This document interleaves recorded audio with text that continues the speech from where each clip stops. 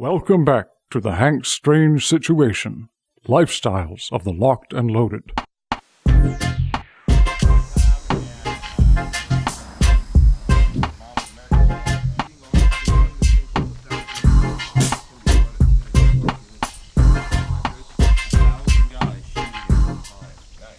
they invited me and I'm going to be one of those guys. Yeah. So, but it's a week after the...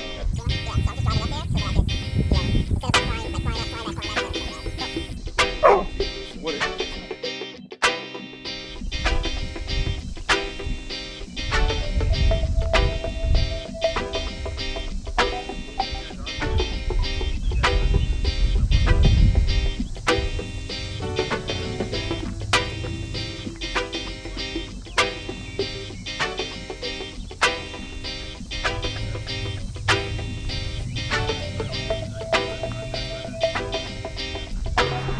Okay.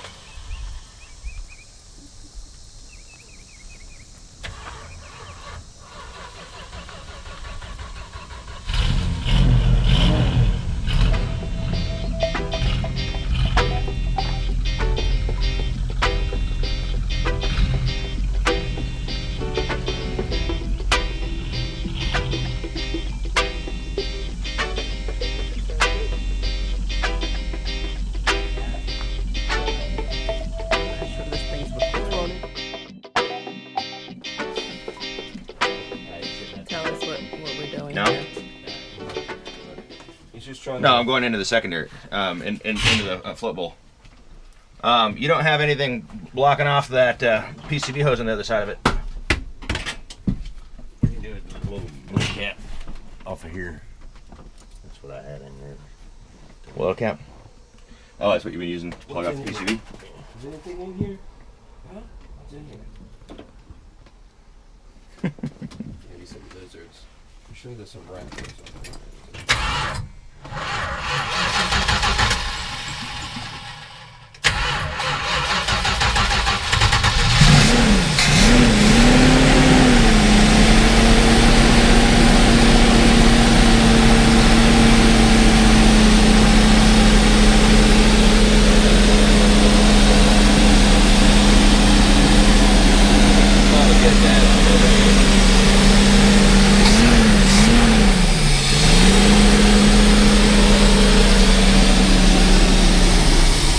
So she runs.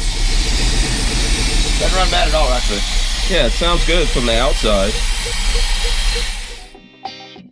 Welcome back to the channel.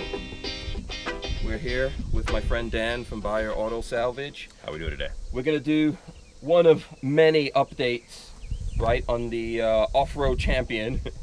Seems like folks like the video that we did. This is gonna be a continuing project for us. So our first thing that we're gonna do is deal with the engine, right? Yes, sir. Yeah, so what we were doing today is showing that this the 440 in here is running, right? So you turn that on for us. What do you think about that 440? It's a great motor. I mean, it's only got 38,000 original miles on it.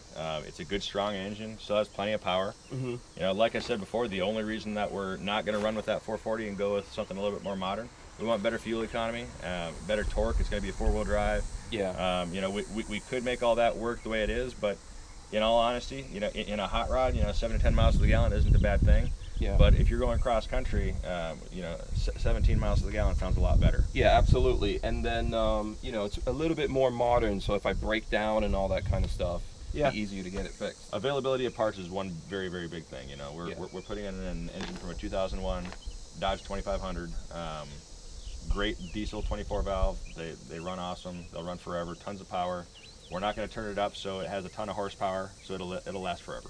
Absolutely. So in here, one of my biggest complaints with this thing is all this foam that's in the engine compartment. And when we'll show you guys the engine running inside, and Dan and I will talk about that. But I mean, the previous owner to deal with, I guess, heat and noise and stuff like that, sprayed a lot of foam in there. Yeah. What do you think about that? Most of that foam's, all that foam's gonna get cut out. We're gonna go with a more modern material, whether it be a stick-on or a spray-on. That's yet to be determined, but it's definitely, we're gonna get rid of all that and start fresh with a much more modern component. Yeah, definitely clean it up. I don't even think it's that safe. I don't know. Like you said, it might have some effectiveness, but we've definitely got better technology to go at it right now. So yeah. It looks bad on the outside. The engine is running, and we're gonna sell the engine to someone out there, right? So if you're looking for a 440 for your hot rod, give us a call. And I think you said it's about $250 to ship it anywhere in the continental. Anywhere in the continental United States, I can ship it to any commercial address as long as you have a forklift or a loading dock or near a shipping facility. You know, if you're close to a shipping facility, you know, we can have it dropped right there to you, and then you can pick it up however you'd like. Right, So. and just because of the nature of the engine, it's more compact and everything's together. Everything's compartmentalized. On these motorhomes, they mount the ignition module, the coil, everything is mounted right to the engine itself. There's a plate on the back that mounts the voltage regulator. Everything mounts to it. So when we take this out as a package, I can literally put it onto a pallet and have it running on the ground. Okay, so what would that be good to go into? Anything. I mean, old Charger, Roadrunner, heck, another motorhome. Some of these motorhomes are getting high in the miles. You know, a lot of these guys like to travel across the country. Old Winnebagos, you know, they all ran the 440s or 413s. Yeah. This generation of 440 is a great replacement for a 413 because they're getting impossible to find. And this will drop right in place of it. Yeah, okay, so we can do all that with it. You know, if you're looking for something like this is a good thing. I don't know if you have like a rough price of what it's going to be. I know people out there always want to know, what's that going to cost? You know, I would say make an offer because all the money's going to go back in towards getting the off-road champion up on the road. Yeah. But if I were selling it out of my facility, it'd be about $750. $750, okay. Yeah, so make us an offer. I know some people have told me to donate it to Roadkill, which I don't have any problem doing that, except like Dan said, we need the money to keep this going. So if Roadkill maybe helped us with something, we definitely donate it to them. Hey, we'd love to do some swapping with Roadkill. We love Roadkill. Yeah, if you say Roadkill enough. Roadkill. I'm going to SEMA, so maybe I'll see those guys.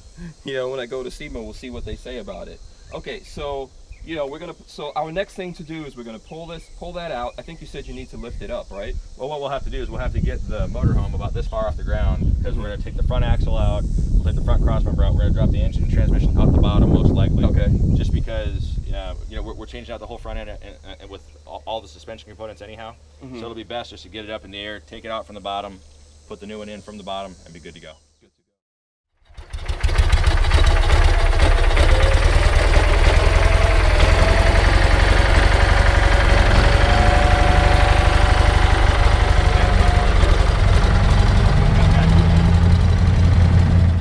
Right now, this is just a video of it running as is. Once he's got some time to go through the carburetor, clean it all up, go through the points, and clean everything up, should run like a brand new engine. This is just a good showcase of what it's at right now.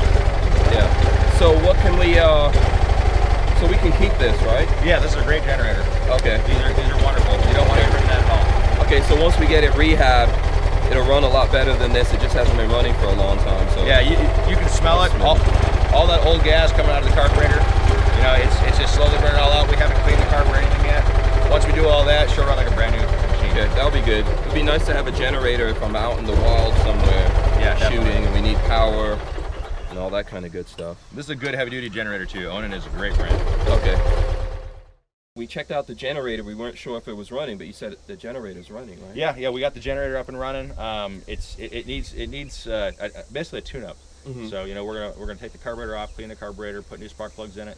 But right now she runs and generates. We actually were running equipment off of it yesterday just to test it out. Yeah. And everything worked fine. But you know we gotta freshen it up. But other than that, it's a great generator. It makes plenty of power. Yeah. It'll be perfect for when you're out on the road and if you want to do any shoots on the road and all that. Yeah, and it's good that, you know, like we just recently survived the Hurricane Matthew here, but we're kind of like on the western side of Florida. We're closer to the Gulf than we are to the Atlantic.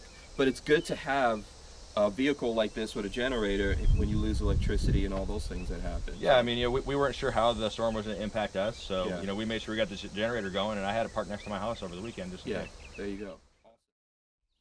So Dan, I'd like to put a real tough grill kind of thing on there. You have any ideas for that? Well, yeah, as a matter of fact, I was thinking about, I got this really nice heavy industrial front bumper. Came off an old well truck. It's very big, heavy industrial, be able to hide a winch behind it. It's got lights built into it. Very, very tough. And then what we could do is we can actually build a grill coming up off that can fold down for access to the engine, but it'll help protect the other headlights, the grill, if we're the pushing entire through front. the brush or rocks or whatever. This is the front bumper off of a 1978 International Paystar. I don't remember the exact nomenclature for it, but it was a well rig, very, very large well rig, and we're going to cut all that extra junk off the front. We're going to put this front bumper on the Champion Off-Road Champion. Nice big heavy industrial bumper. Mount a winch right in the front, right in the middle, right behind it. Yeah, because they're both around 8 feet, you said, right? Yep, the bumpers, yeah. It's just shy of 8 feet, so what we'll be able to do, we'll be able to mount a winch right up here, right behind here. It'll be all protected. It'll still be out in front where you can get to everything, but it'll all be protected from the elements. Yeah, this will make a great bumper. Yeah. I like it. I like the look of it too, you know. We just have to straighten out. Yeah, we got a few dents and dings we got to straighten. So it looks like they took the looks like one of the whatever these guards are look a little bit different, but that doesn't really matter. Yeah, we'll end up pulling both of those off. Yeah. There are actually steps to get up onto it because this bumper sat about 4 feet off the ground. Oh, okay. Originally, so there were steps to be able to climb up onto the truck. Yeah. So those will come off. I think it looks like something good, solid, you know. Oh, it's very solid. Yeah. And then we'll get lights, man. Lights and a winch. What more do you need? That's right. Right, when you're going off-road. I can see myself, you know, using those lights to do videos. Looking all dramatic. I think what I'll do is I'll put some expanded metal grates across the front of these. Oh, yeah. Just to kind of protect them. That'll make it look more stealthy. Yeah. Yeah. The paint job on this thing we'll have to think about, but I don't know if you have ideas. I have a lot of ideas, but I was thinking about something green. Yeah, more in the olive Like drab old lineup. school, yeah. Yeah. A nice old school green. And then we can see if we can get some pin-up stuff on there, you know. We'll definitely put a buyer auto salvage on there. Yeah. Maybe we should make a pin-up girl for buyer auto salvage. I don't disagree with that at all. Yeah, that'll be nice. All right, so I'm gonna wrap this up. We're gonna come back with more of this stuff. Let us know what you guys think, if you've got ideas, if you know those guys at Roadkill, or if you're interested in a 440, make us an offer. Remember, you can help out the situation to get this off-road champion vehicle going. Don't forget to check out Buyer Auto Salvage. You know, Dan's doing a lot of good work on this. If I didn't have Dan helping me out, I would, you know, have to probably win the lottery, become a millionaire or something like that to get this done. All right. Then you could hire Roadkill to do it. Exactly. All right, guys. Don't forget to comment, like, subscribe, tell your friends about this project we're working on. I'm Hank Strange from Buyer Auto Salvage. And Buyer.